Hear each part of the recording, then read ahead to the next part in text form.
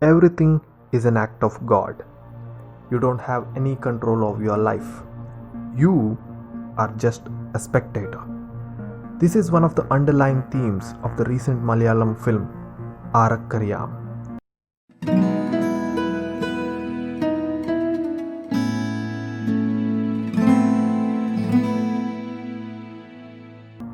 In this video, we will be looking at a few key things about this film that makes it really special or rare for Indian cinema. This is a spoiler-filled video. If you haven't seen the film, please watch it before watching this video. My name is Nandan and welcome to my channel. Aarkkariyam is a movie set during the beginning stages of Corona pandemic in India. The first lockdown has just been announced and people are going back to their hometowns to stay with their family. Shirley and Roy are also going through the same phase. Things are getting uncertain and chaotic at a pace that we had never expected. They finally reach Shirley's father's house in Pala. The house is in the middle of an estate and there is green all around. Shirley's father, Ittiachan, also known as Itti, used to teach at the school in their town and he lives alone. In the first half of the film, nothing out of the ordinary happens. Roy is in a huge amount of debt because of the business he is starting and is trying everything possible to get out of the debt, but he fails to do so. Itti sees this and decides to sell his property and relieve Roy and also himself from the debt he had collected because of his failed businesses. This is not that interesting. This is something that happens to people everywhere. But where the movie goes to a different level is at the midpoint when this happens. The park would tell Jalapapuliki, Padavidale. Prasna, I declared a jaipil body would chip. Patwatra to Laida. If I live at Anatol, Nalapukan bird the Gadichel, Ilariska. There is a dead body buried behind the house, and they have to remove the decomposed body and get rid of it before they sell the house. Because the buyer of the house and the surrounding property is going to demolish it and build villas all around. Itti shares this secret with Roy. Shirley doesn't know about this. And Itti also asks Roy's help to get rid of the body. And this is the inciting incident of the film. As a consumer of thriller films, I thought the movie was going to take the route of a traditional thriller film with a lot of twists, turns and red herrings. But the writers of this film did not do any of that. Instead, the movie becomes a philosophical study raising a lot of questions on morality, religion and death. This film is not for everyone. You need to have a deeper understanding of art to appreciate it. What makes the story of Aarkkariyam special is the fact that majority of the conflict is happening inside the characters instead of outside. In a traditional story or a movie, the characters are solving problems that are outside themselves. It could be finding a soulmate, catching criminals, or saving the universe. This type of storytelling is much more appreciated by the audience because it is easy to follow. This type of story has something the screenplay writers call external conflicts. But in Aarkkariyam, all the problems are inside the minds of the characters. There is a constant battle fought by the characters throughout the film. At the surface level, it looks like there is nothing happening on screen, and for someone who is not exposed to films like this, it may appear boring or slow. Traditionally, films spend a lot of time dealing with external conflicts and very little time is given to internal conflicts. But here, it's the opposite. The external problems are there, but it's not as important as the internal ones. One of the important questions that philosophers and theologians from all over the world has been trying to answer is the relationship between religion and morality. Where do humans get the idea of morality? What is right? What is wrong? We all know that killing another person is wrong, but who taught us that? Is it the religion, or are we moral by birth? It all starts with a situation very simple to the thought experiment of the famous trolley problem. To explain simply, imagine there's a runway train barreling down the railway track. Ahead on the tracks, there are 5 people tied up and unable to move. The train is headed straight for them. You are standing some distance off the train yard next to a lever. If you pull this lever, the trolley will switch to a different set of tracks. However, you notice that there is one person on the side track. You have 2 options. If you do nothing, 5 people gets killed. But if you pull the lever, only 1 gets killed. This is the question on ethical dilemmas, and in the movie, It faces the same question. Shirley's ex-husband, Augustine, was a wayward man. He would have abandoned Shirley when she was pregnant with the first daughter, and on the day of Shirley's delivery, Augustine walks into Itty's house and behaves as if nothing happened. Itty sees this and he will be furious. Itty is now in a trolley problem. If he doesn't do anything, the lives of his daughter and his granddaughter will be ruined. And if he does, Augustine loses his life. Itty loses the last bit of hope he had for Augustine, and he decides to pull the lever.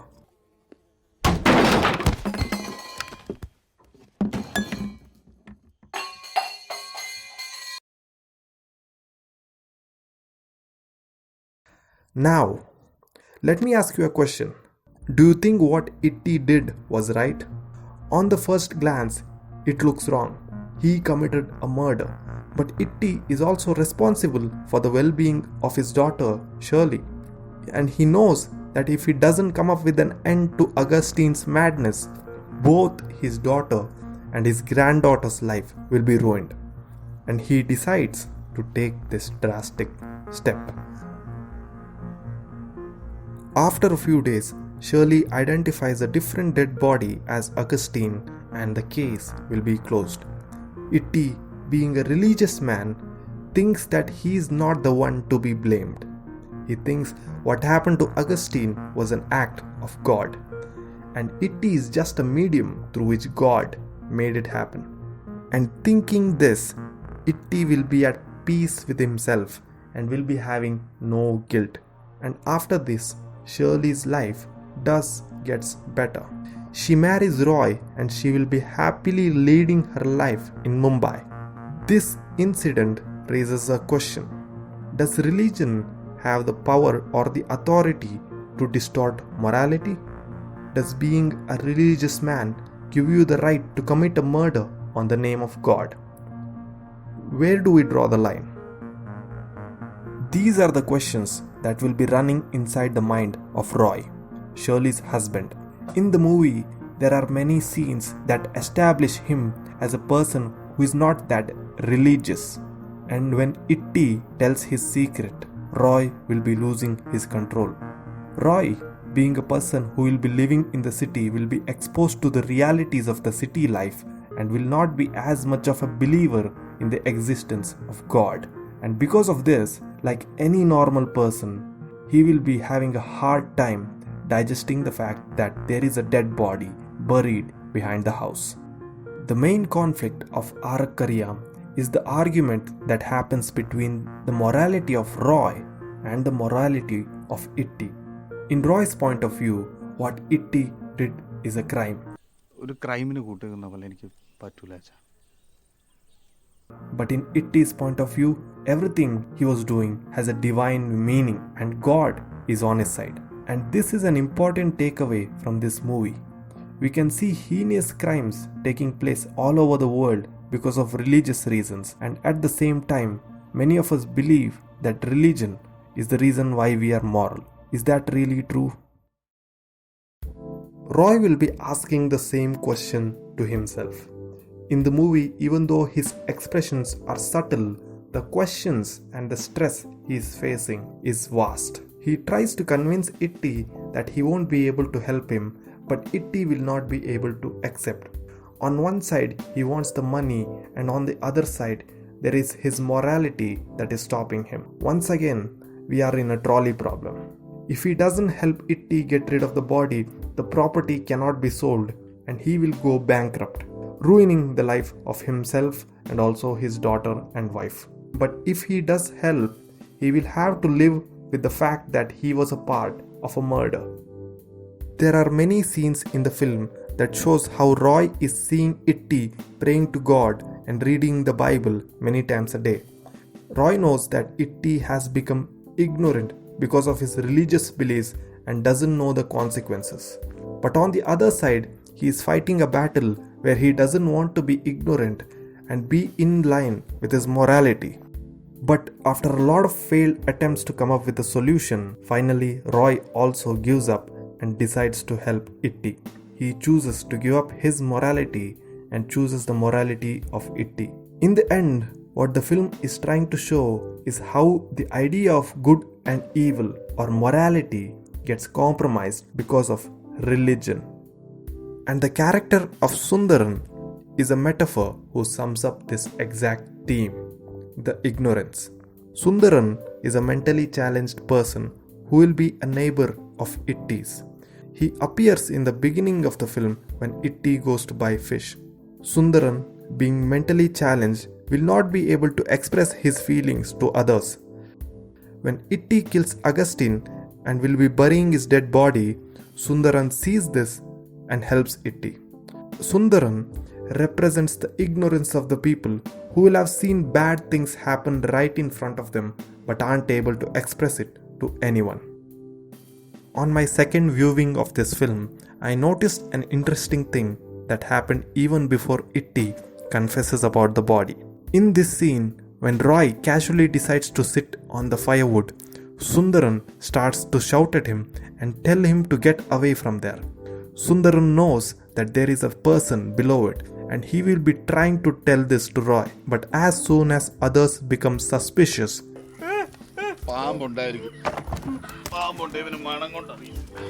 Itty covers it up, saying it must be a snake. And this dialogue from Shirley also resounds differently when you watch the second time. അങ്ങോട്ട് ഉപദ്രവിക്കാതെ ഒരു ജീവി ഇങ്ങോട്ടൊന്നും ചെയ്യത്തില്ല. അല്ലെങ്കിലും അനാവശ്യമായിട്ട് ഒരു ജീവൻ എടുക്കുന്നത് തെറ്റാ ചാച്ചാ. അത് പാവോ. Basically, Roy has to become like Sundaran and be ignorant to live his life peacefully. After watching the movie a couple of times, I think the final takeaway from this film is the famous quote, "Ignorance is bliss."